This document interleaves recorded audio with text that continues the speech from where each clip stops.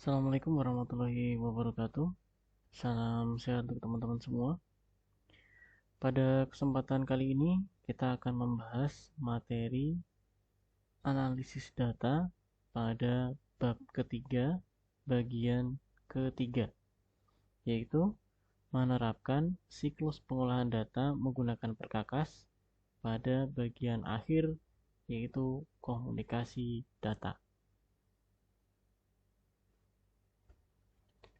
Nah, setelah kemarin kita melakukan proses analisis data pada tahapan kelima, nah kita mendapati sebuah hasil, mendapati sebuah resume, mendapati sebuah rangkuman atau informasi dari hasil analisis data. Nah, kurang lebih seperti ini teman-teman. Nah, dari data berat badan ideal di kelas 10E di kelas 10. Nah, di sini kita kenai analisis data, proses analisis data, sehingga kita mendapati kesimpulan bahwa jumlah siswa yang memiliki berat ideal itu ada 4 dan tidak ideal itu ada 6. Nah, terus apa yang kita lakukan setelah ini? Nah, pertanyaan berikutnya adalah apakah informasi yang kita hasilkan bisa kita optimalisasi agar tingkat keterbacaannya menjadi lebih baik?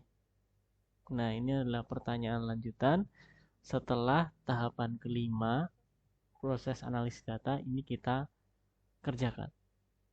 Nah, setelah kita mendapati hasil dari tahapan analisis data, nah pertanyaan berikutnya adalah ini. Bisa nggak kita mengoptimalisasi hasil yang sudah kita dapatkan tadi biar keterbacaannya menjadi lebih baik? Nah, misalnya gimana? Nah, misalnya kita bisa membuatnya dalam bentuk grafik. Nah, misalnya seperti ini. Sehingga kesimpulan tadi yang sebelumnya bentuknya tabel, kita visualkan sehingga menjadi bentuk grafik seperti ini. Nah, harapannya bentuk seperti ini lebih mudah untuk dipahami oleh orang lain.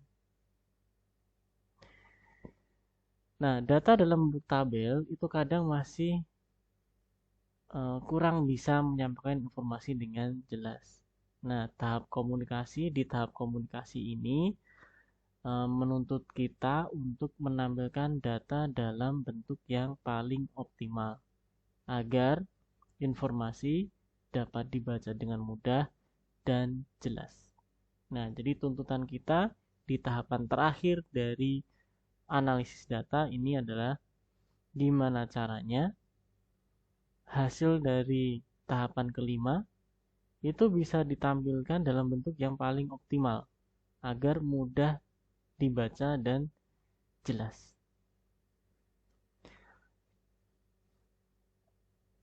Nah, kita akan membahas tahapan terakhir dari analisis data yaitu menampilkan dan mengkomunikasikan data. Nah, apa yang kita lakukan di sini setelah melakukan tahapan analisis data tadi, langkah kelima gitu dalam proses analisis data, kita akan mendapati pemahaman atau wawasan atau informasi tentang sesuatu. Ini hasil dari analisis data tadi. Nah, langkah selanjutnya atau langkah terakhir dari proses analisis data adalah menginterpretasikan atau menjelaskan dan merepresentasikan atau menampilkan hasil dari analisis data. Tujuannya apa?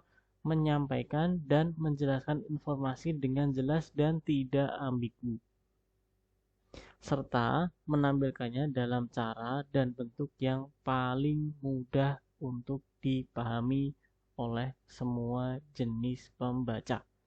Jadi tuntutan di tahap komunikasi ini seperti tadi sudah saya sampaikan adalah gimana caranya menampilkan hasil analisis data dalam bentuk yang paling optimal.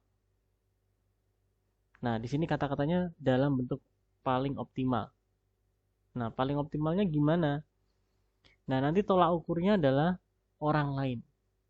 Jadi kalau orang lain tuh bisa membaca informasi yang kita berikan dengan mudah, cepat, jelas, nah berarti kita berhasil. Tapi kalau malah membuat pembacanya jadi bingung, jadi ambigu, jadi tidak jelas. Nah, maka ini kita perlu melakukan evaluasi berkaitan dengan bagaimana menampilkan informasi dalam bentuk yang paling optimal. Nah, untuk hasil analisis data sendiri, tidak ada tuntutan khusus harus dalam bentuk apa, yang penting paling optimal. Boleh menggunakan teks, tabel, grafik, dan bentuk yang lain. Nah, pada pembahasan kali ini kita akan membahas menampilkan data dengan grafik atau chart. Nah, di sini kita akan membahas beberapa jenis grafik yang bisa teman-teman pakai untuk menampilkan data.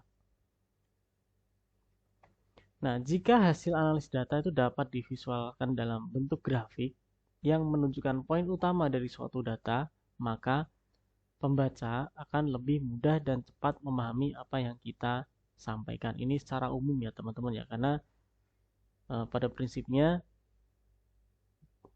kecenderungan manusia itu lebih mudah menangkap visual gambar daripada bentuk teks. Nah, maka bentuk grafik ini bisa menjadi salah satu bentuk yang bisa kita pakai untuk melakukan komunikasi data. Nah, grafik sendiri dia digunakan untuk menampilkan data dalam bentuk grafis. Grafik ini adalah tampilan visual dari data, di mana data diwakilkan dalam bentuk batang, garis, titik, dan sebagainya. Nah, grafik sendiri itu dibagi menjadi 4 kategori. Ada perbandingan, distribusi, komposisi, dan relasi atau hubungan. Nah, kita akan bahas satu per satu. Yang pertama adalah grafik perbandingan. Nah, grafik perbandingan ini digunakan untuk membandingkan satu atau lebih kumpulan data atau variabel. Juga bisa juga digunakan untuk menampilkan perubahan data, perubahan item dari waktu ke waktu. Contoh grafik perbandingannya adalah grafik kolom, grafik garis, area, batang, dan sebagainya.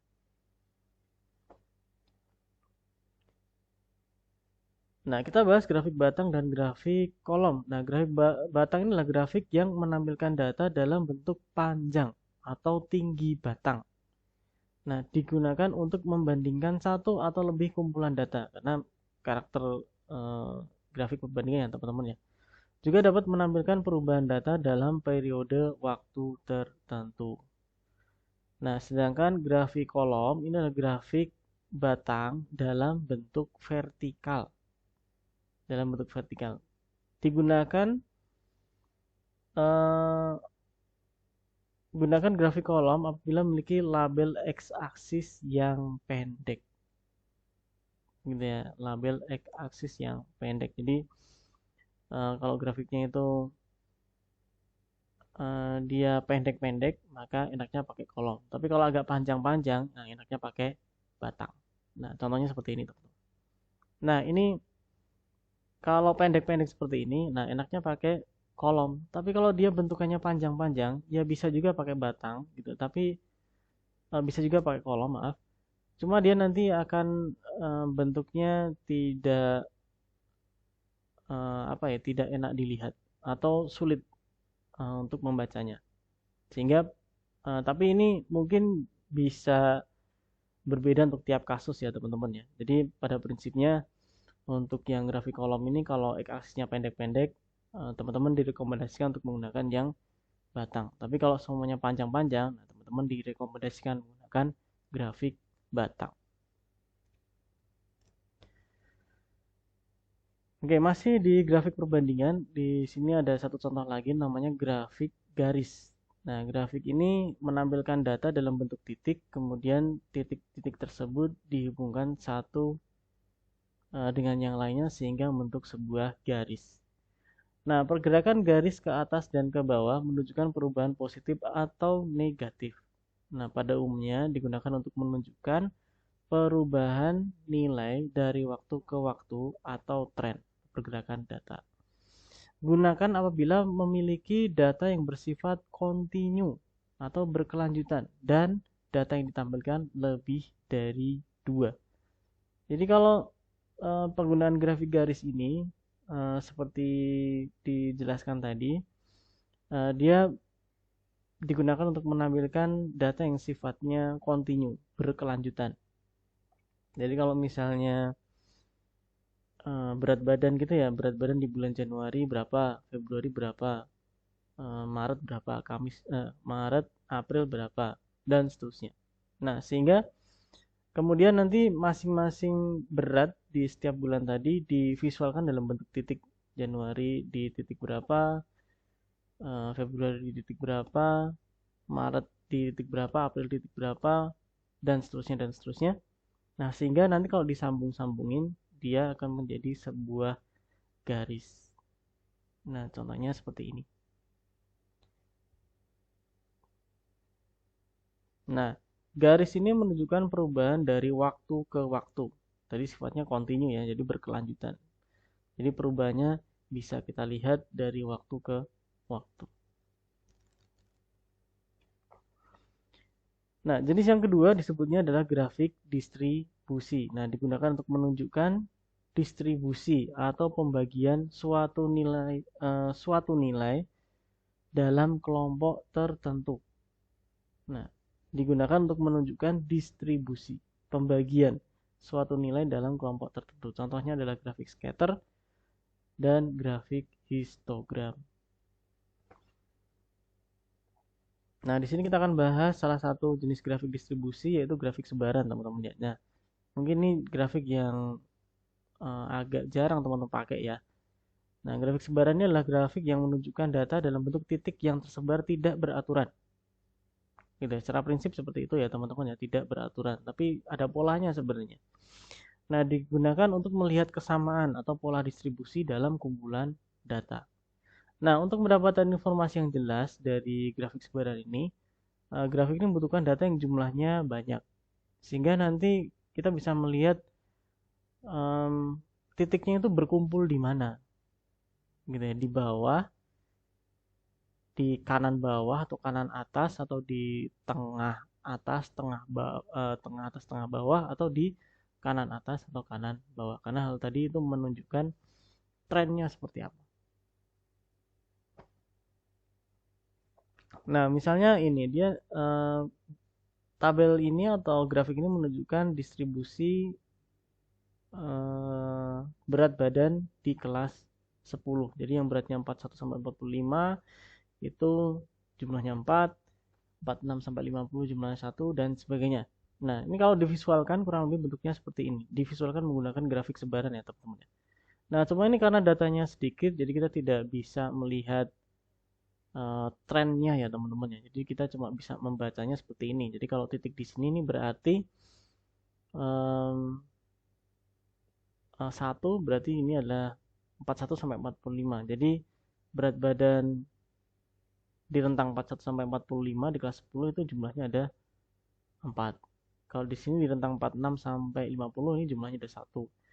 Nah, di sini kalau tentang 66 sampai 71 sampai 80 itu jumlahnya juga ada 1. Nah, ini grafik sebaran yang agak banyak. Nah, di sini kita bisa melihat pola teman-teman atau tren. Nah, ini adalah grafik sebaran yang menunjukkan relasi antara suhu di luar atau suhu lingkungan dengan penjualan es krim. Nah, bisa kita lihat bahwa ketika suhunya naik, kita bisa melihat bahwa penjualan es krimnya pun ikut naik. Nah, harapannya grafik scatter itu bisa melihat ini teman-teman, tren atau perubahan data dari waktu ke waktu, bisa dari waktu ke waktu gitu ya, sehingga kita bisa mengidentifikasi ini semakin naik, semakin turun atau stabil. Nah, berikutnya ada grafik komposisi. Ini grafik yang paling sering teman-teman pakai. Ini digunakan untuk menampilkan proporsi ya teman-teman ya, proporsi tiap variabel dari nilai keseluruhan dan perubahan dari waktu ke waktu. Nah, contohnya adalah grafik pie, kemudian grafik area bertumpuk, dan sebagainya. Nah, kita bahas salah satu saja, yaitu grafik pie yang teman-teman pakai. Dia menunjukkan data dalam potongan-potongan dari sebuah lingkaran. Setiap potongan menunjukkan porsi masing-masing dari data dari nilai keseluruhannya. Nah, lingkaran penuh itu menunjukkan presentasi 100%. Nah, digunakan untuk menampilkan perbedaan data dalam satu kategori saja, atau satu variabel saja. Semakin banyak data, semakin kecil potongannya, semakin sulit membaca perbedaannya. Jadi kalau datanya banyak, tidak direkomendasikan menggunakan grafik pie. Gitu ya, datanya sedikit saja kalau pakai grafik pie ini, atau variabelnya sedikit saja. Kalau banyak, nanti dia potongannya terlalu kecil-kecil sehingga sulit untuk dibaca. Nah, misalnya seperti ini. Ini adalah menunjukkan grafik lingkaran atau pie yang menunjukkan perbandingan antara berat badan ideal dan tidak ideal. Nah, di situ bisa kita lihat bahwa untuk yang ideal itu jumlahnya 40%, yang tidak ideal itu 60%. Jadi ini proporsi teman-teman dari nilai keseluruhannya, itu yang 100%. Nah, yang terakhir adalah grafik hubungan. Digunakan untuk menunjukkan hubungan atau keterkaitan antara dua atau lebih variabel.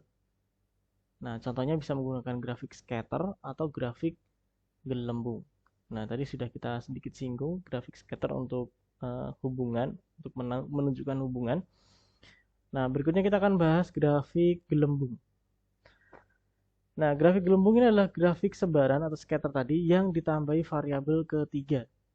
Nah, variabel ketiga ini ditunjukkan dengan besar gelembungnya, gitu ya.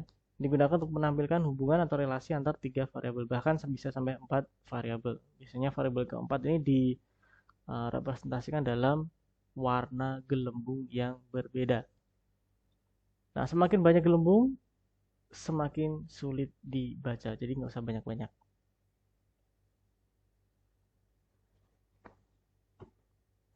Nah, kita ambil contoh yang ini saja.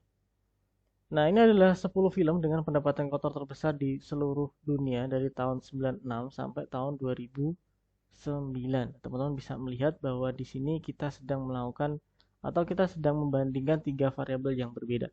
Yang pertama adalah tahun, kedua adalah production budget, yang ketiga adalah pendapatan kotornya. Nah, di situ kita bisa melihat bahwa yang gelembungnya paling besar itu judul filmnya adalah Titanic. Dia adalah film yang muncul atau rilis di tahun 97 dengan production budgetnya itu di 200 miliar. Nah, bisa kita lihat di situ dia gelembungnya paling besar, berarti pendapatan kotornya paling besar. Jadi budgetnya ya lumayan tinggi ya, 200 miliar, pendapatannya paling besar. Nah, bila kita bandingkan dengan yang lain, gitu ya, ternyata production budget yang tinggi itu tidak selalu menghasilkan pendapatan kotor yang tinggi juga. Nah, salah satu contohnya di situ adalah di tahun 2007 itu ada film Pirates of Caribbean at the World End. Nah, di situ kita bisa melihat bahwa si film ini itu memiliki production budgetnya itu di 300 miliar, lebih tinggi daripada Titanic di tahun 97. Nah, namun bisa kita lihat ternyata pendapatan kotornya itu tidak lebih besar dibandingkan dengan film Titanic. Bahkan di situ sama dengan film lain yang production budgetnya itu lebih rendah. Misalnya sama Harry Potter yang di situ production budgetnya itu di rentang 100 miliar sampai 200 miliar dolar. Gitu ya, ternyata pendapatan kotornya tidak jauh beda. Begitu juga dengan The Dark Knight ya. Nah, The Dark Knight di situ di hampir mencapai 200 miliar. Tapi pendapatan kotornya hampir sama dengan film Pirates of Caribbean yang judulnya Edward Ends itu yang dia ternyata production budgetnya di 300 miliar. Nah, jadi dengan